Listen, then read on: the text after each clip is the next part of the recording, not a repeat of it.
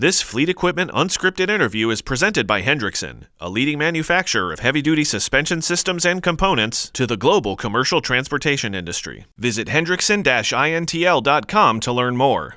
Hi, everyone. Jason Morgan, Content Director for Fleet Equipment. Welcome to Fleet Equipment Unscripted. Today, we're talking with Kenny Veith, President and Senior Analyst for ACT Research. Kenny, it is wonderful to catch up with you. Likewise, Jason, good to see you and happy holidays, everyone. Yeah, definitely. And I mean, I know I mentioned before we started recording, but I look forward to this one all year. Like, you got to wait. We got to wait. We got to get to December and do the yearly wrap up and the outlook. And I think this year for sure.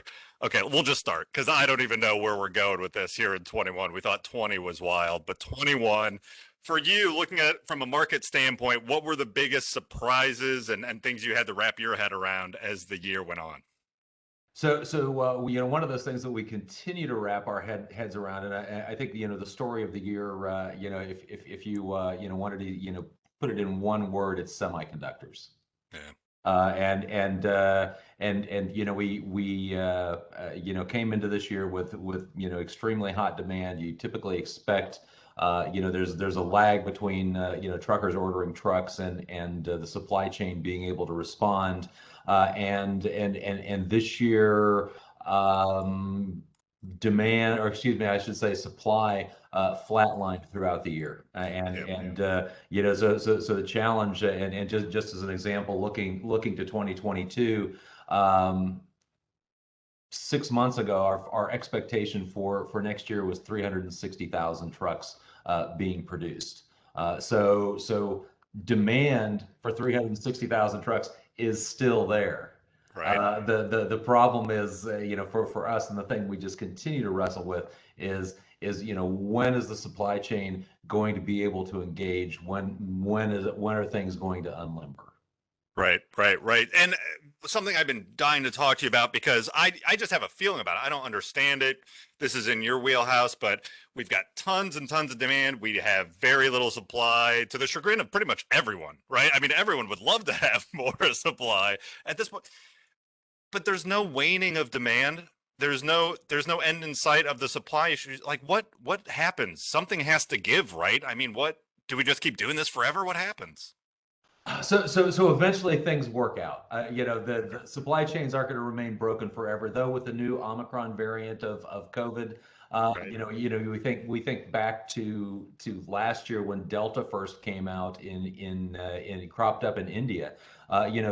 India, I believe, was the second largest steel manufacturer in the world. The entire steel production in India was shut down for over a month last year, because the Indian government diverted oxygen to hospitals, rightly. And Right.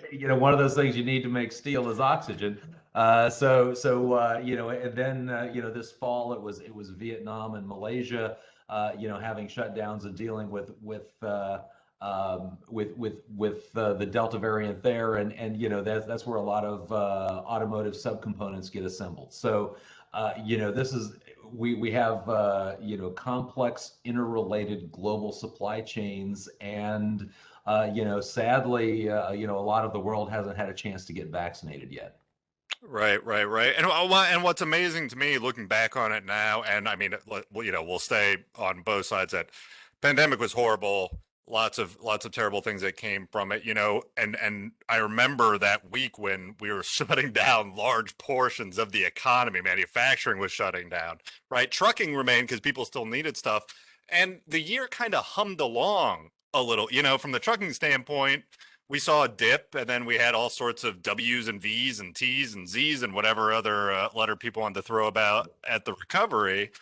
But I guess it really didn't seem to hit us until this year when we try to turn this giant machine back on. I'm like, oh, we shut it down really pretty quick over here, but turning this thing on takes some time, huh? And it's not just us. It's, the Europeans are turning their machine on, the Japanese, the Chinese, the Indians. So this is, if you look at the IHS market, purchasing managers index data, globally, it's up all over the world. So that's the added challenge is it's not just the the 20% of the global economy that's the United States that wants to go right now. It's 100% of the global economy that wants to go right now, and you keep getting these dropouts that are creating creating these supply chain bottlenecks. One thing I just thought of, and off the top of my head, I don't want to put you on the spot here either, but like, is there a precedent for this? Like, if you go back historically, is there anything that we can kind of point to and say, it's kind of like this? I mean, you mentioned at the top of the conversation that things, they even out eventually. Think we'll come through this. Is there any precedent that sticks out in your mind of that somewhat relates? No, this is I mean, Okay, all right, good. there is a predictable cadence that ultimately supply equals demand Yeah, yeah, is the way these things work, and right, there's a predictable cadence from the time that carriers start making money, say in the middle of year one. By the end of year one, they're ordering vehicles, backlogs start to build up. The OEMs, in the beginning of year two, turn to their suppliers and say the backlog's built up, so we need to place orders on our suppliers. Depending on where you are in the supply chain, it takes 3 months, 5 months, 6 months, but eventually by mid-year of that second year after you got the orders, things are really starting to hum, and supply is approaching demand. And where we are right now is we're on December 3rd, and we're still seeing bad production misses. And if there's a silver lining for anybody, it's the guys that own trucks, because there's not enough trucks, there's not enough drivers in the market. Carriers are crushing it right now, and right. if there's a kind of an extension from there, it's that we like to say carriers buy trucks when they make money, and we are seeing record profitability for trucking companies right now. And if anybody's been on a highway recently, if you can get a Class 8 vehicle to move, it's pulling something down the road right now. So Right. No, for sure. And I that trend hasn't waned. We've continued to see strong growth in freight demand and freight rates. So, maybe along those lines, I'd love to hear some more positives, but even if you got some challenges that you're looking at in 22, if we can pull out the crystal ball, what are you looking at for next year? Yeah, so like I started with, 6 months ago we were at 360,000 units for 2022. We've pulled our forecast all the way back to 300,000 units in 2022. And I would say our forecast for this year, if I go back 6 months ago, was 310,000 units. Now it's 260. And what's crazy here is we're on December 3rd right now. Yeah. And that 260,000 units for this year, it's like, could it be 252? So Right. we're almost to the end of the year, and the supply chain disruptions are so challenging that there's just absolutely no certainty in any even the shortest term expectations.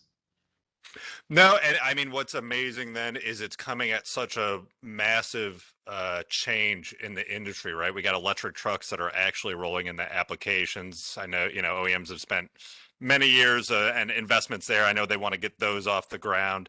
We're looking at another round of diesel regulations coming down in a couple years here too, right? So we're kind of getting to it. It'll be interesting to see how orders shift around, what types of equipment, if orders shift around, if we start to see EV growth here in the next 2 or 3 years, provided we can just get those trucks off the line and get them to where they're going, Yeah, exactly. So we do think that the industry is going to head into 2023 with a lot of pent-up demand. Yeah. So our 360,000 unit production forecast that used to be in 2022 is now slightly over that for 2023.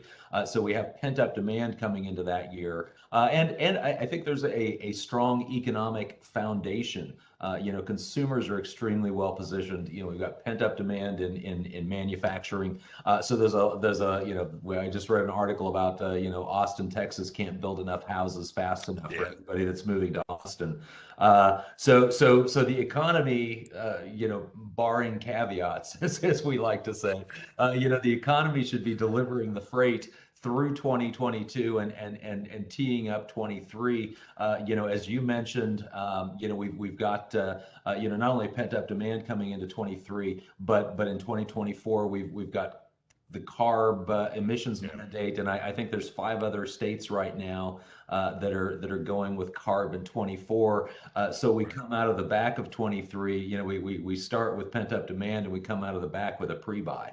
Right. I know. Right. So hopefully all these supply chain situations get worked out by 2023 because the world is going to be awfully hungry for trucks in 2023.